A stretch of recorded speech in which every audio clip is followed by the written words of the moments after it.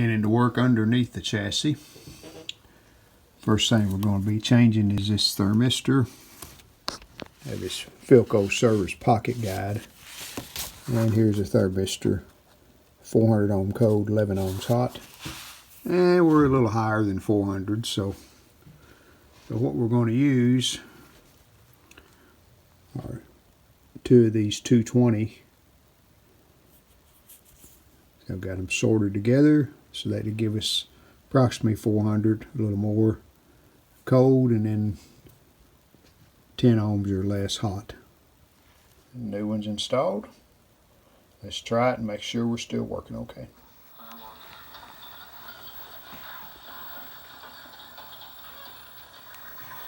Let's tackle that 3-section resistor.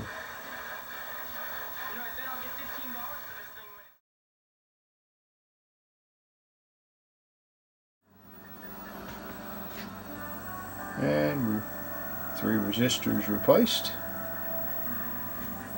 I just used cement type. These are ohmite, so they do have pretty stiff leads on them. They'll stand up okay. I used a 16 ohm, 13 ohm, and a 8 ohm. And we're still working okay.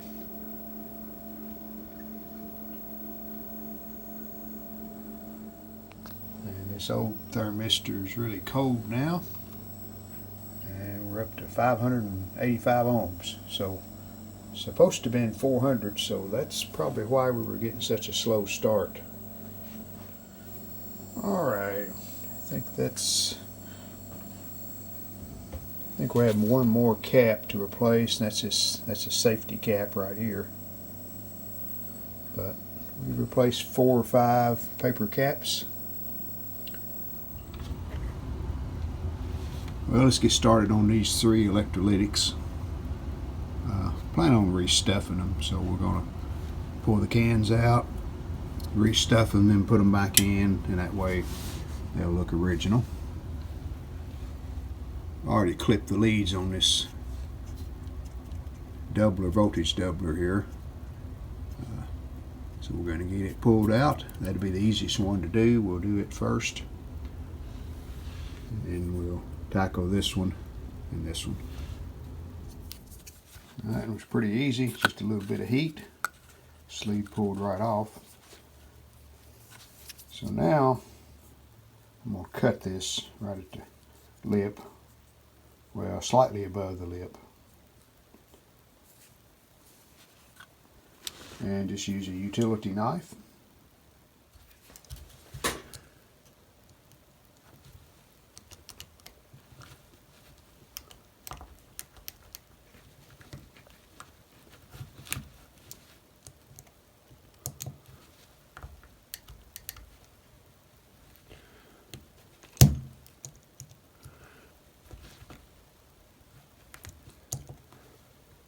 Had to remove the insides of the cap, and the way I do that, I just take a drill bit about half the size of the cap, drill down through the center, and then grab a hold of what's left, and it'll just pull right out.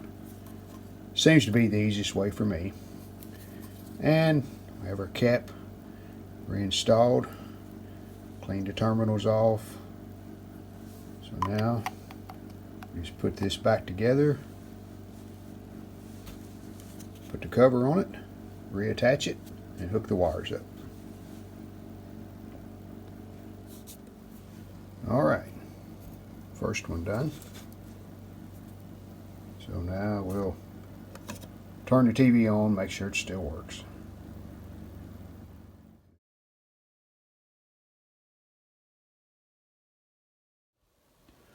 Well, let's do this 3-section here next. Now we'll have to unsolder the tabs and get it off of the chassis if possible. Hopefully we can do that without breaking the tabs off. And I've taken some pictures, and I'm even going to write down where each wire goes. That way hopefully we don't make a mistake.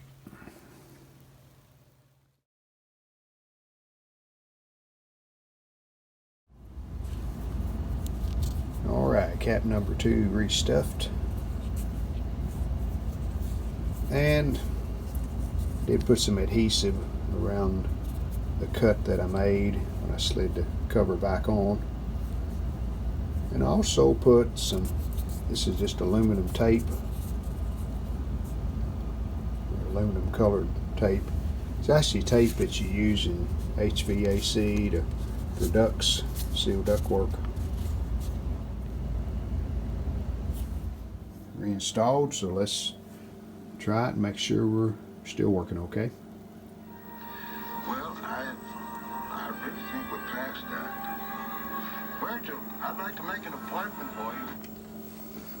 We'll get that circuit board repaired. Well, that'll solve that vertical problem. Last big electrolytic out. So let's get this cut apart, restuffed. And then we have 2 more. It's 20 mic at 300, and that's an Electrolytic. I need to look at the value on it. Get those 2 finished.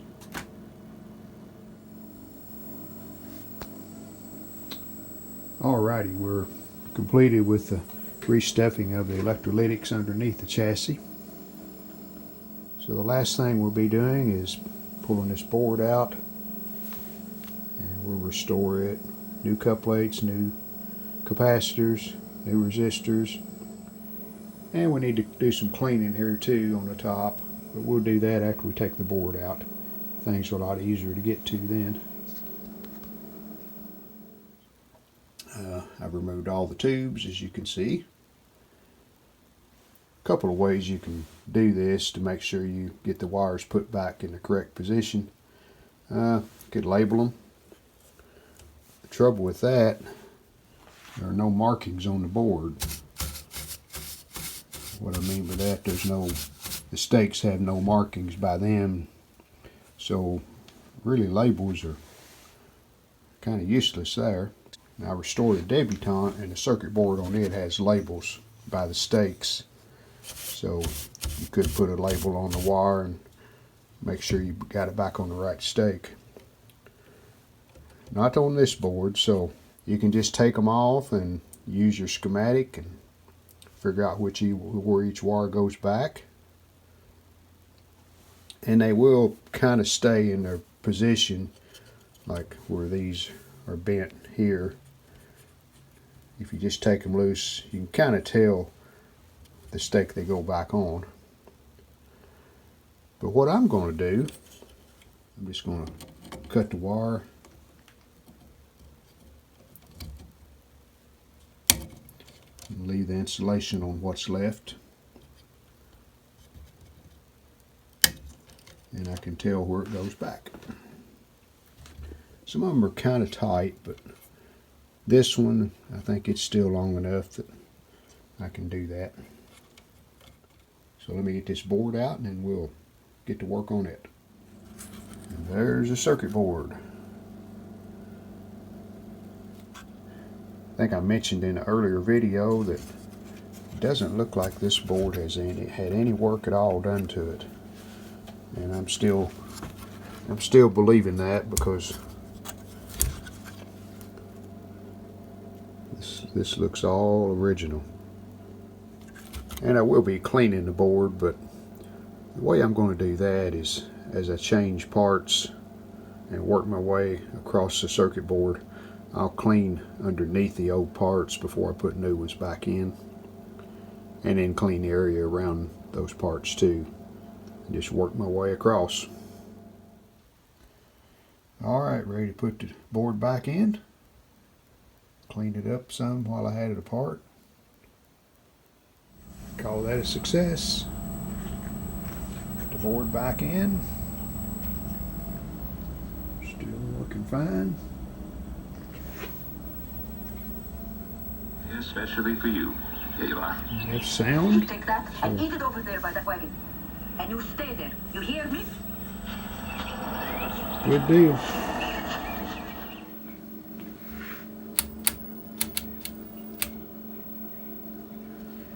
And there's There's channel 6 on the blonder tongue modulator.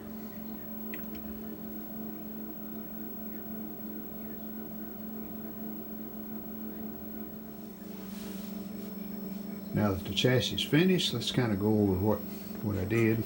Of course, pulled the circuit board out, new cup plates, new paper caps, resistors. Of course, new damper tube. That was what was causing no high voltage initially. New fusistor. And underneath, new thermistor. Used 2 of the 220s, so that gives us the correct hot and cold value on our thermistor. 3 new resistors to replace that 3-section resistor. Restuffed the electrolytics there, and there. And some paper caps we replaced. Restuffed this electrolytic too. Just using the electrolytic here instead of the old big one that was sitting right in here. We just went with a smaller one. And there's our safety cap. New resistor on the rectifier, high voltage rectifier socket, 4700 ohms. We changed that. We're going to put some Corona dope on the solder connections on the socket, along with the high voltage transformer. And here's the high voltage transformer after I put some Corona dope on it. That should seal it up.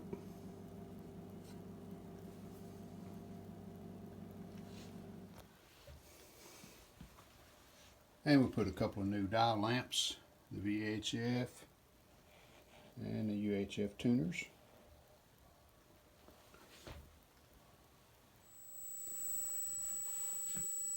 And the only tube I found bad was that damper tube that we had to change when we done the initial startup. But I did go ahead and put in a new horizontal output 12 DQ6.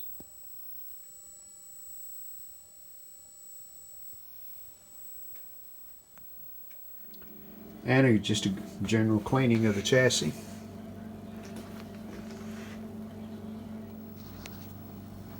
Let's try out the UHF on this set. Of course, there are no UHF stations anymore on the air, but we do have the Syncor universal video generator, so I have channel 33 on UHF coming out of the generator, and we're on UHF. We got the dial lamp on. Let's see.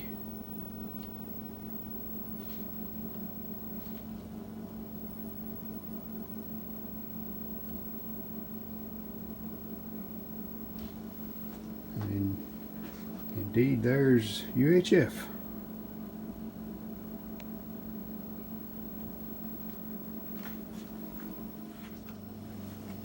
And there's channel 6 on our blonder tongue modulator.